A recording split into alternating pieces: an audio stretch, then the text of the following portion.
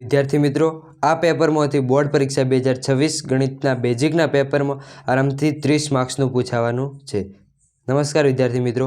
તો આજના વિડીયોમાં આપણે બોર્ડ દ્વારા જાહેર કરેલા નમૂનાનું પ્રશ્નપત્ર જે તમારી બોર્ડ પરીક્ષા માટે ખૂબ જ ઉપયોગી છે તેવું સંપૂર્ણ તેનું સોલ્યુશન કરવાના છીએ. વિદ્યાર્થી મિત્રો, આ પેપરમાંથી વર્ષ 2024માં બોર્ડના પેપરમાં 25 માર્ક્સનું બેઠું પૂછાયું હતું અને વર્ષ 2025માં 32 માર્ક્સનું બેઠું પૂછાયું હતું. તો વિદ્યાર્થી મિત્રો, આ પેપર એ બોર્ડ પરીક્ષા 2026માં પણ ખૂબ જ ઉપયોગી છે. વિદ્યાર્થી મિત્રો, આના રિલેટેડ તો કેટલું પૂછાય છે. બેઠું 32 માર્ક્સનું પૂછાયું હતું, પણ આમાં કિંમતો ફેરફાર કરીને આરામથી 50 માર્ક્સ જેટલું બની જાય છે. તો આને સોલ્વ કરવું ખૂબ જ મહત્ત્વનું છે.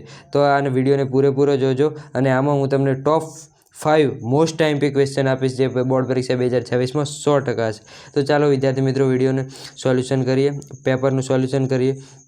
તો પહેલો ક્વેશ્ચન છે કે દ્વિચલ સુરેખ સમીકરણ યુગ્મમાં a1/a2 = b1/b2 = c1/c2 હોય તો તેનું આલેખાત્મક સ્વરૂપ ખાલી જગ્યા થાય. તો તમે આલેખાત્મક સ્વરૂપ સંપાતી રેખાઓ ત્રણેય સમાન હોય તો સંપાતી રેખાઓ જેના અનંત ઉકેલ મળે એટલે ઓપ્શન નંબર સી સંપાતી રેખાઓ સાચું બનશે. પછી બીજો ક્વેશ્ચન છે દ્વિઘાત સમીકરણનો ઉકેલ શોધવાનું દ્વિઘાત સૂત્ર તરીકે ઓળખાતું સૂત્ર ખાલી જગ્યા ગણિતશાસ્ત્રીએ આપ્યું. તો દ્વિઘાત સૂત્ર કયા ગણિતશાસ્ત્રી આપ્યું હતું? તો શ્રીધર આચાર્ય. પછી છે કોઈ સમાંતર શ્રેણી માટે a10 = ખાલી જગ્યા થાય તો તમારું સૂત્ર છે an = a+n-1 × d. તો તેમાં તમે જવાબ મેળવો, n = 10 આપ્યા છે તો 10 - 1 એટલે 9. તો તમારો આમાં ઓપ્શન નંબર સાચો બને સી a+9d. પછી ચોથો ક્વેશ્ચન છે કે બિંદુ a bથી નું ઉગમ બિંદુથી અંતર ખાલી જગ્યા થાય તો તેનું સાચું સૂત્ર થશે ઓપ્શન નંબર બી a² + b²√. પછી છે પાંચમો ક્વેશ્ચન કે sin² 45° ખાલી જગ્યા તો તેમાં તમારો સાચો ઓપ્શન બનશે ઓપ્શન નંબર બી 1/2. પછી છે છઠ્ઠો ક્વેશ્ચન કોઈ માહિતી માટે મધ્યસ્થની પણ પહેલું તો મધ્યક આપ્યો છે, મધ્યક 15 અને બહુલક 15 હોય તો મધ્યસ્થ કેટલો થાય? તો તેમાં તમારો ઓપ્શન નંબર બનશે સાચું સી. વિદ્યાર્થી મિત્રો, યાદ રાખવાનું કે કોઈ પણ બે સમાન હોય તો હંમેશા ત્રીજો સમાન થાય. ભલે બહુલક અને મધ્યસ્થ આપ્યો હોય કે બહુલક અને મધ્યક આપ્યો તો પણ ત્રીજો તો હંમેશા સમાન થશે. બે સમાન હોય તો ત્રીજો સમાન થશે એટલે ઓપ્શન નંબર આવશે સી સાચો. પછી છે નીચેના વિધાનો સાચા બને તેમ કૌંસમાં આપેલ ખાલી જગ્યામાંથી સાચો વિકલ્પ પસંદ કરી જવાબ આપો. તો સાતમો ક્વેશ્ચન છે 3+16 એ ખાલી જગ્યા સંખ્યા છે તો તેમાં કઈ સંખ્યા છે? તો સમય સંખ્યા છે, કારણ કે 16નું વર્ગમૂળ તમે કરી લો તો કેટલું થશે? 4 + 7 તો આ સમય સંખ્યા છે. પછી છે દ્વિઘાત બહુપદી એ x² + bx + c = 0 જ્યાં a ≠ 0 ના શૂન્યો આલ્ફા અને બીટા હોય તો આલ્ફા × બીટા કેટલા થાય? તો આલ્ફા × બીટા કેટલા થશે? c/a થાય. સૂત્ર પણ છે તમે જોયું છે તો તેમાં c/a થશે. કોઈ કિંમત આપી હોય તો પણ તમે આવી રીતના શોધી શકો છો. તો આનું સૂત્ર છે c/a. પછી જે સમતોલ પાસા પર અંક 4 આવવાની સંભાવના કેટલી? તો સમતોલ પાસા પર અંક 4 આવવાની, તો સમતોલ એક પાસો છે તેના પર ટોટલ અંક કેટલા હોય? તો 6 સુધી હોય. તો 6 કુલ પરિણામ અને એમાંથી 4 તો 4 એક વખત જ હોય એટલે 1/6. તો તેમાં તમારો ઓપ્શન નંબર સાચો બનશે 1/6 ઓપ્શન નંબર 2. પછી જે જો જેમ થીટાનું મૂલ્ય વધે તેમ સાઇન થીટાનું મૂલ્ય, તો જેમ થીટાનું મૂલ્ય વધે તેમ સાઇન થીટાનું મૂલ્ય હંમેશા વધે છે. અને જો કોસ થીટા આપ્યું હોત તો આમાં વધે છે, જો કોસ થીટા આપ્યું હોત તો ઘટે છે.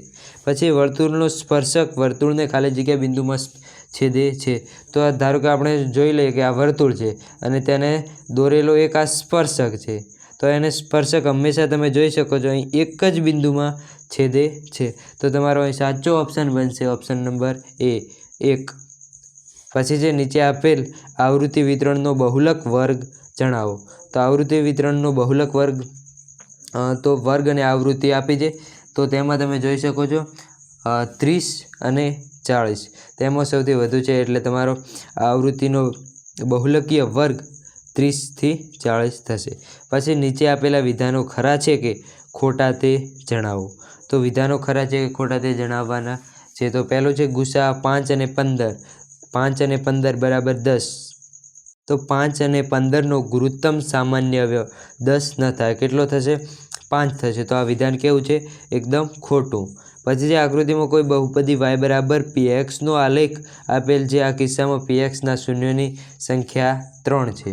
તો તમે જોઈ શકો છો આ વિધાન કેવું થશે ખરું? અહીં px એટલે x પરની કેટલી બિંદુઓમાં છેદે છે? તો 1 અને 2 અને 3 બિંદુમાં છેદે છે. તો આ ઓપ્શન નંબર 14મો ક્વેશ્ચન સાચો છે. પછી છે ફક્ત દ્રષ્ટિ વિદ્યાર્થી માટે છે. ત્રિઘાત બહુપદીને મહત્તમ શૂન્યોની સંખ્યા 3. આ દ્રષ્ટિહીન વિદ્યાર્થીઓ માટે છે. આ તમારે અટેન્ડ કરવાનો નથી. પછી છે 15મો દ્વિચલ સુરેખ સમીકરણ માટે a1 ભાગ્યા a2 is not equal to b1 ભાગ્યા b2 સ્થિતિમાં સુરેખ સમીકરણ યુગ્મ સંગત છે.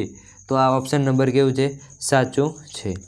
પછી છે 16મું પ્રયોગની તમામ મૂળભૂત પ્રાથમિક ઘટનાઓની સંભાવનાનો સરવાળો 0 થાય. તો આ કેવું છે?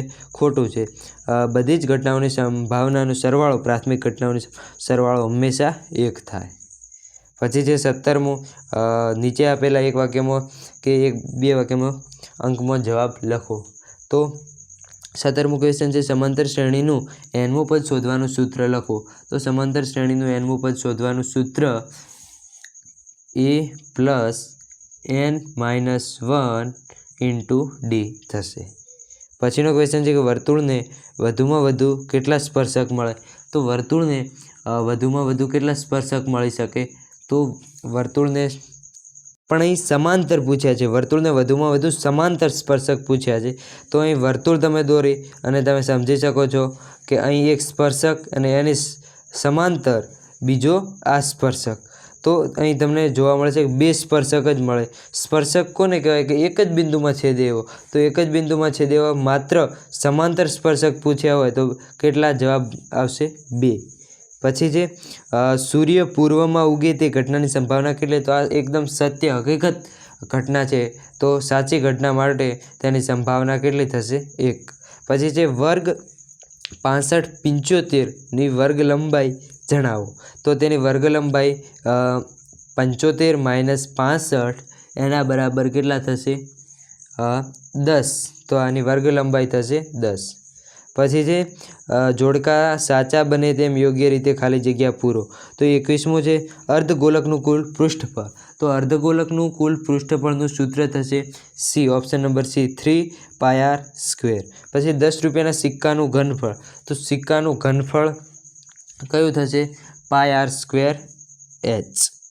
પછી છે લઘુ વૃત્તાંશનું ક્ષેત્રફળ. તો લઘુ વૃત્તાંશનું ક્ષેત્રફળ πr થશે. ના, πr નહીં થાય, πr² ભાગ્યા 360 થશે. પછી છે અર્ધવર્તુળનો પરિઘ. તો અર્ધવર્તુળનો પરિઘ πr. પૂર્ણ વર્તુળનો પરિઘ પૂછ્યો હોય તો 2πr ને અર્ધવર્તુળનો પૂછ્યો હોય તો એના ભાગ્યા 2 કરો તો તમને જવાબ મળે πr. તો આ ઓપ્શન તમે જોઈ શકો છો. પછી વિભાગ B 2 ગુણના પ્રશ્નો શરૂ થાય છે. તો 2 ગુણના પ્રશ્નોમાં પહેલું જ કહ્યું છે કે દ્વિઘાત બહુપદી 6x² -3 -7x ના શૂન્યો શોધો. તો તેના શૂન્યો શોધવાના છે અને બાકીના 2 ગુણના ક્વેશ્ચન તમે જોઈ શકો છો. તો વિદ્યાર્થી મિત્રો હવે વાત કરીએ કે કયા ટોપ ક્વેશ્ચન છે 5 કે જે પરીક્ષામાં 100% આવી શકે. તો પહેલાં તમે આ ક્વેશ્ચન જોઈ લો. પછી વિભાગ C 3 માર્ક્સના ક્વેશ્ચન પણ તમે જોઈ શકો છો.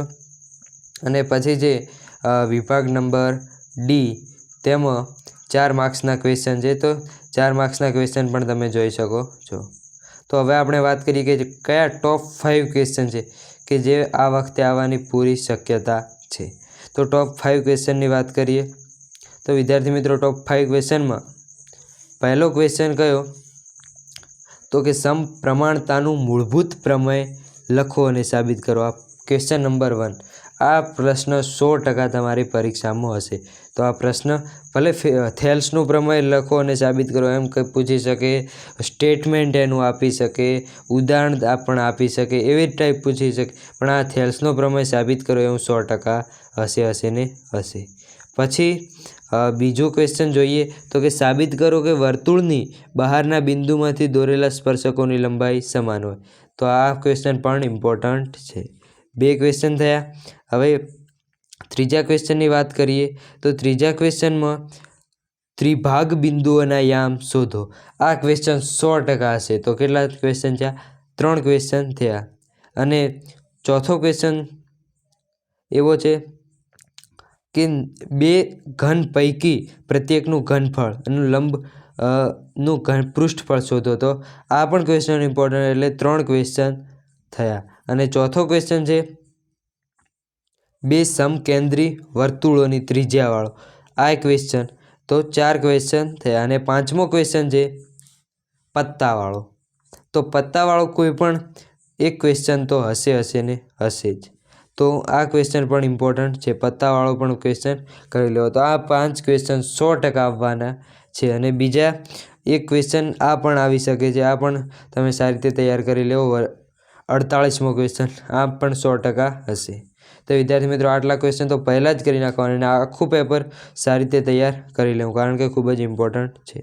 તો વિદ્યાર્થી મિત્રો, વિડીયો પસંદ આવે તો વિડીયોને લાઇક કરો અને ચેનલને સબસ્ક્રાઈબ કરો. Thank you.